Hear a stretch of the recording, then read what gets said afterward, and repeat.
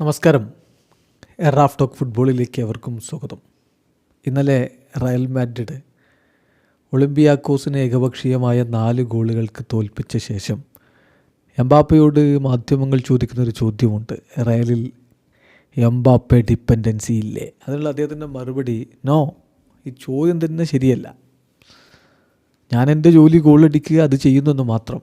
മറ്റ് സഹതാരങ്ങളില്ലെങ്കിൽ എനിക്ക് ഗോളടിക്കാനും കഴിയില്ല, ടീമിന് വിജയിക്കാനും പറ്റില്ല എന്ന്. പക്ഷേ നോക്കുക, എംബാപ്പെ റയലിലേക്ക് എത്തിയതിന് ശേഷം റയൽ മാഡ്രിഡിന് വേണ്ടി ഏറ്റവും അധികം ഗോളുകൾ അടിച്ചതാരാണ്? ഒന്ന് എംബാപ്പയാണ്, സംശയമില്ല. രണ്ടാമതുള്ളയാളോ?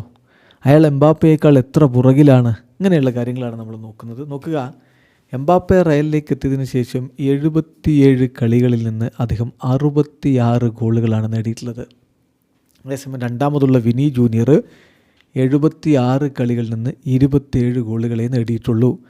അതായത് എത്രയോ പുറകിലാണ്, ഏതാണ്ട് ഒരു 40 ഗോളുകളെങ്കിലും എംബാപ്പയേക്കാൾ പുറകിലാണ് രണ്ടാമതുള്ളയാളെന്നർത്ഥം.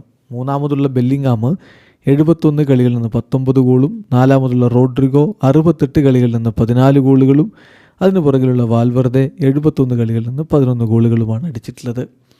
അപ്പോൾ ഇതിലിപ്പോൾ പലരും സ്ട്രൈക്കർമാരായിട്ടുള്ളവരുമുണ്ട്. അപ്പോൾ ഇതിൽ ശ്രദ്ധിക്കേണ്ട ഒരു കാര്യം, എംബാപ്പയിലേക്ക് തന്നെയാണ് എല്ലാ ബോളുകളും എത്തുന്നത്.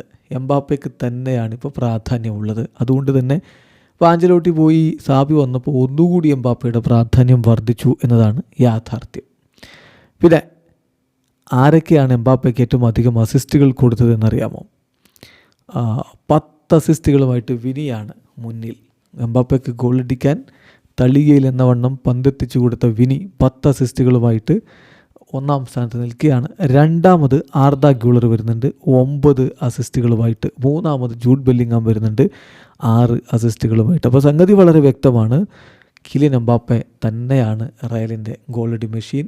അദ്ദേഹത്തെ റയൽ ഡിപ്പെൻഡ് ചെയ്യുന്നു എന്നുള്ളത് ആര് നിഷേധിച്ചാലും അത് വളരെ വ്യക്തമായ കാര്യമാണ്.